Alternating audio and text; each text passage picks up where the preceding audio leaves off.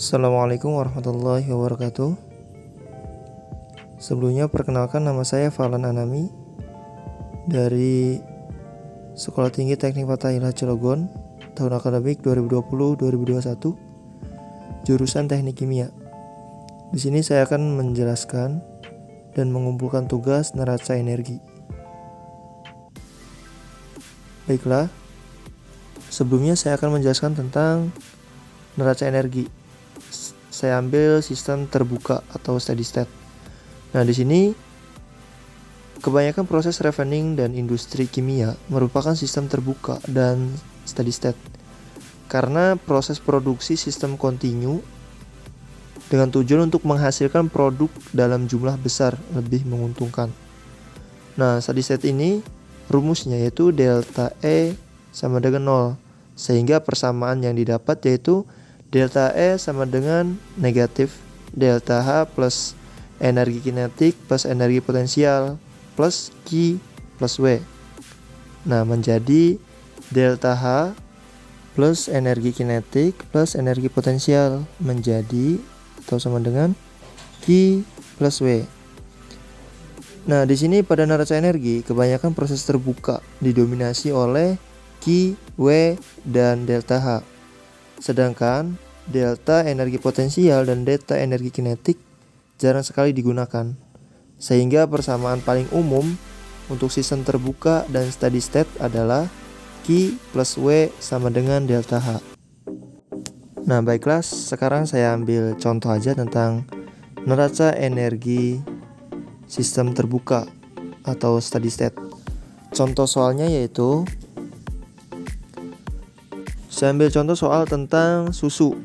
Nah, di sini susu sifatnya itu sifat dasarnya seperti air, yaitu sifat alirnya dan lain sebagainya. Nah, susu dipanaskan dari 15 derajat Celcius menjadi 25 derajat Celcius.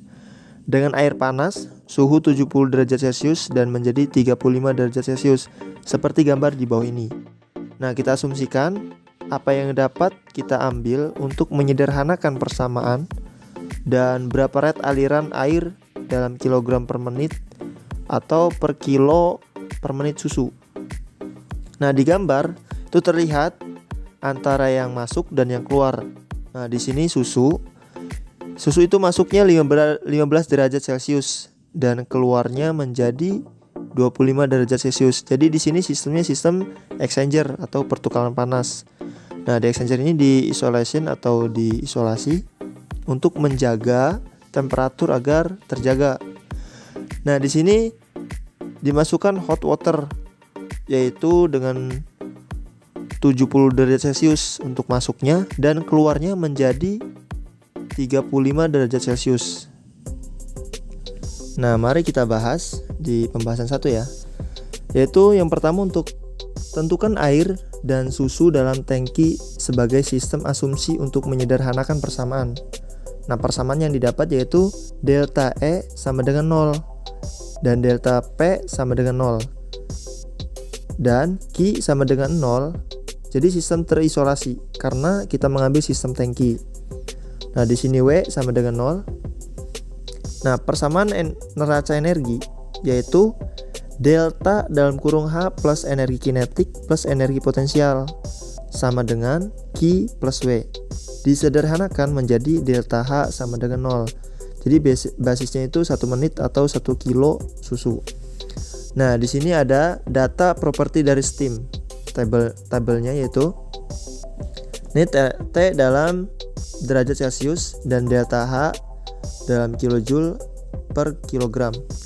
Nah, di sini 15 derajat Celcius yaitu 62 kilojoule atau kilogram. 25 yaitu 103,86,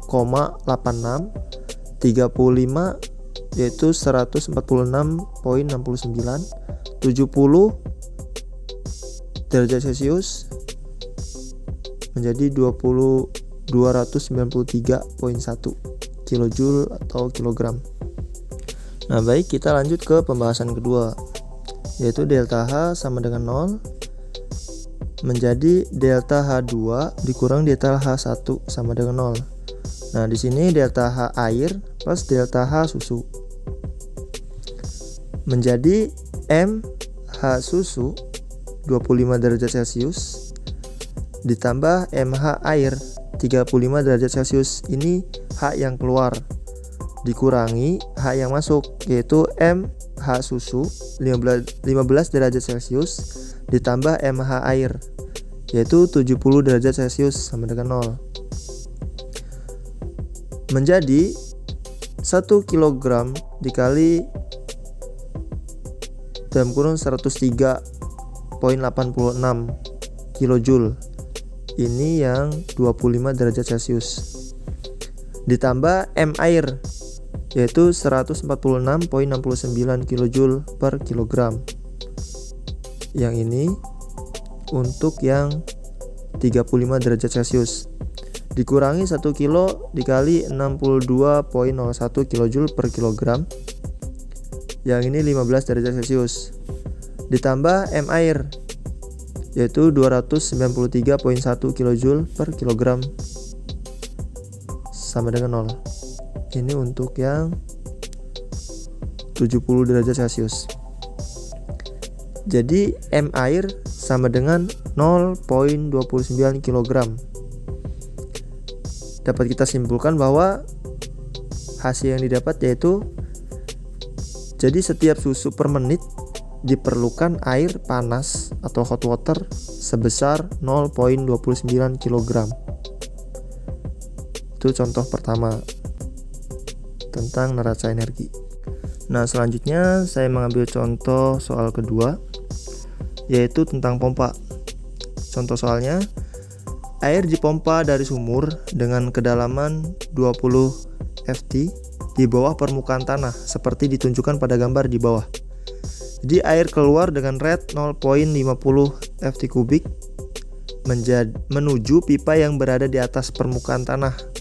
Diasumsikan bahwa tidak terjadi transfer panas dari air selama mengalir.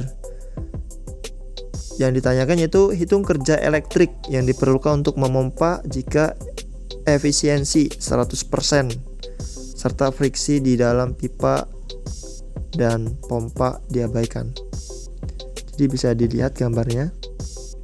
Pompa mengambil air dari dalam, dikeluarkan airnya menjadi 0,50 ft kubik. Nah, baiklah kita bahas, yaitu di pembahasan 1. Pembahasan 1 ini, yang pertama itu pilih sistem pipa dari dalam sumur sampai keluaran, yaitu 5 ft di atas tanah. Nah, kita asumsikan Q sama dengan 0, itu diketahui dari soal. Delta energi kinetik hingga 0, yaitu perubahan energi kinetik yang diabaikan. Nah, suhu air dari dalam sumur sama dengan suhu air saat keluar, yaitu delta H sama dengan 0. Nah, dari persamaan neraca energi yaitu delta H plus energi kinetik plus energi potensial sama dengan Q plus W. Jadi penyederhanaan neraca energinya yaitu delta energi potensial sama dengan W. Nah, diketahui V sama dengan 0,5 ft kubik, rho air sama dengan 62,4 lbm per ft kubik. Basisnya 1 detik atau 1 s. M sama dengan rho air sama dengan 62,4 per ft kubik dikali 0,5 ft kubik dikali 1/1s sama dengan 31,3 lbm air.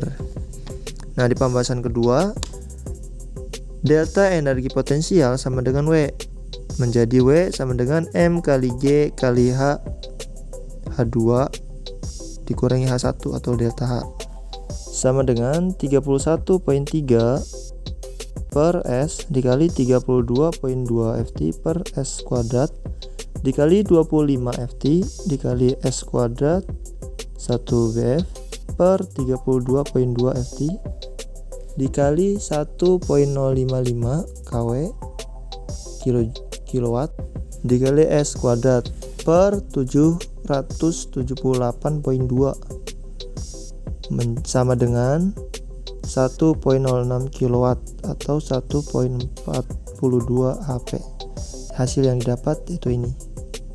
Mungkin itu saja yang dapat saya sampaikan. Kurang dan lebihnya saya mohon maaf. Assalamualaikum warahmatullahi wabarakatuh.